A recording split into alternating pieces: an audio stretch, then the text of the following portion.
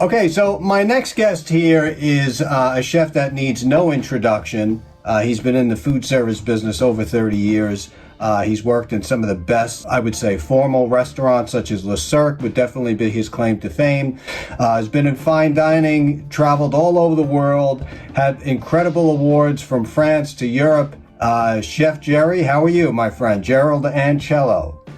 Hey, Joe, how you doing? Good. How about yourself? Always good. Good. So, I wanted to get you on the line here. I know we've been waiting to get you on the show for quite some time here. Why don't you just start by telling us a little bit about your background and then sort of how you got into food in general, and then we'll talk about sort of how you got into the fine dining world, and then talk about some of the restaurants you had and stuff like that. Yeah. CIA, graduated. Did a 4-year, did 2 years of internship. After that, I worked for an outfit called California Pizza Kitchens for about 10 years, opened up everything on the East Coast. Then I was driving down Old Country Road one day, and there was a big sign up. They were hiring chefs at this place called Eatsy's. Oh, no, yeah. Where I remember that. That's right. That was a good place back in the day. Way back. But before all that, I sort of did everything backwards in my life. At 19 years old, I owned a pizzeria called Pizza Connection. Right. It was in La Habra in New York, and I had that for 4 years. I got out of that. The hours were killing me. Loved it. Loved every minute. Probably the greatest thing I ever did. I mean, it was awesome. And met you. Then we got transferred to Manhattan, where we really hit things off. And then we got invited to go to Le Cirque. I got invited to join the company. Now, let me stop you at Le Cirque a second. Now, everyone knows, or maybe they don't know, that Le Cirque closed in, their doors in New York. But I mean, I guess what's happening now while we're broadcasting this is obviously the coronavirus is just killing every restaurateur. But let's talk about Le Cirque for a second. A lot of people might not, I mean, you've done both. You've done the fast food industry, you've done takeout, you've done lower ticket items, everywhere from $5 to $10 a plate. But then when you get to Le Cirque and you start charging like $550 per plate and you start getting all this stuff flown in from all over the world, tell us a little bit about that experience, and then working with Chef Danielle and all that stuff. Tell us about that experience at Le Cirque, because I mean, you can go to, and I'm not downgrading any of the chefs that work outside of New York for Le Cirque, but let's face it, Le Cirque was made in New York, and that's where all the heavy hitters came from, all over from France, and Paul Bocuse, who we both knew.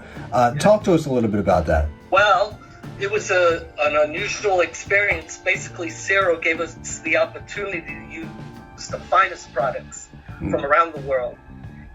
He wanted the best for his people. He charged, but everything you got was worth it, top notch. I did a la carte, which is basically you got to be ready, because there are clients that eat this so much they're tired of the menu, so they want something a little bit different, and you have the option to pour them any wine, pair it up with any cheese, anything from foie gras all the way through lobster, filet mignon, hand cut, hand sizzled. So now, what do you say to the people who would tell you, and it could be average people, or it could be people with a lot of money, when they tell you that I would never pay $550 per plate? What's going to be so different from a meal that I can get at Olive Garden compared to a meal that I can get at Le Cirque? What would you say to those type of people? Oh my God! Well, they don't know. Fine dine is fine, and basically, you're getting an experience. You're buying, purchasing an experience. The food is the food. The food is awesome, but the whole experience, the fine dine, from the linen tablecloths to the concierge to the dessert table that comes around, everything is top notch. Awesome. Top notch.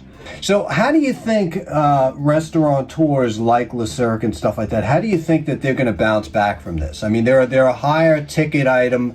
How do you think that they're going to be able to bounce back from all these closures and people kind of tightening up their wallets and stuff like that? fine dine is an experience that'll never go away. It's the pinnacle, and I believe the people are cooped up for so long that when this is over, people are going to want to celebrate and search for that experience, which means, you know, it might actually help them in the long run, you know.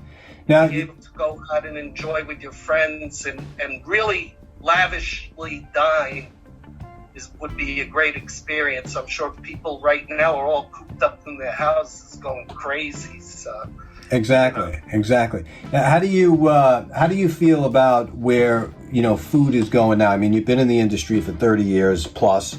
How do you feel about where the food is going these days? I mean, you know, you can go to Cisco, pop open a can of Bordelaise sauce, hollandaise sauce. I mean, years ago we were making creme fraiche from scratch in a pilot lit oven overnight. I mean, those days are over. Maybe not in every kitchen, but certainly on most of them.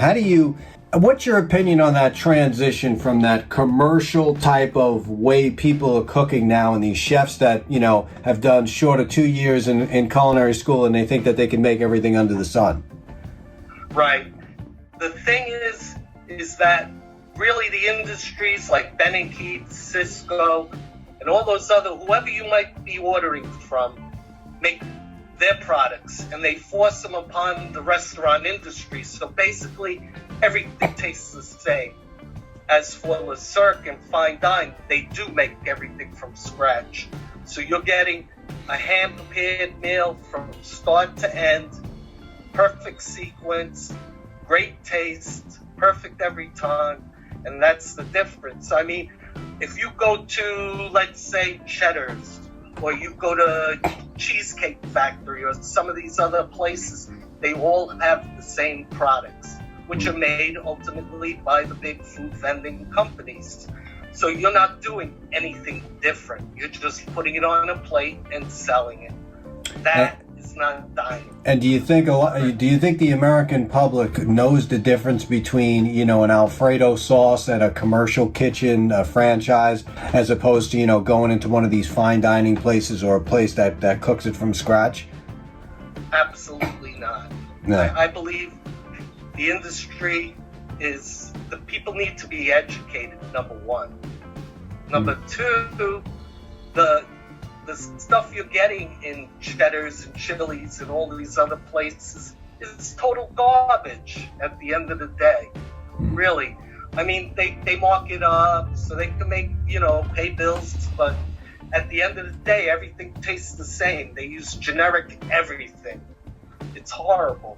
Additives, preservatives, stuff like that. I mean, what you're getting is a bag of Alfredo sauce coming into a franchise restaurant with carrageenan in as a thickener, all these other preservatives, and it sure as hell can't be good for you. No. So what's the future look like for you now? You know, you worked in some of the best restaurants. You worked side by side with Paul Bocuse. You know, where in your age, because age has a lot to do with it too. I mean, you know, where, you know, you get to being 50, you know, you don't want to be killing yourself in a restaurant. Where does someone like you go for all that experience? Or are you not gassed out? Are you ready to keep rumbling for another 20 years? I don't think 20 years. I do consulting now. I help small restaurants that are opening up, design their menu, try to give them ideas to be different than other people, other restaurants out there. Me, myself, lately, I have a bunch of people that are investors have been pushing me to start a restaurant. I don't know. The future has to come, and if it's the right place and the right idea, right concept, I'll do it. Would you ever think about doing fine dining again? Would you ever be polishing that silver, working with the best of the plateware, flatware, $2,000 chairs? What do you think? You think that's passion? It is your passion, right? You never lose that, you know. And it's I think over the years though, people have drifted away from that. Yeah. Well, you know as well as me, some of the private dinners we did at people's houses were awesome. And the expression, because I think encompassing everything when you're a chef is you're giving an experience. Mm-hmm. and chefs feed off that.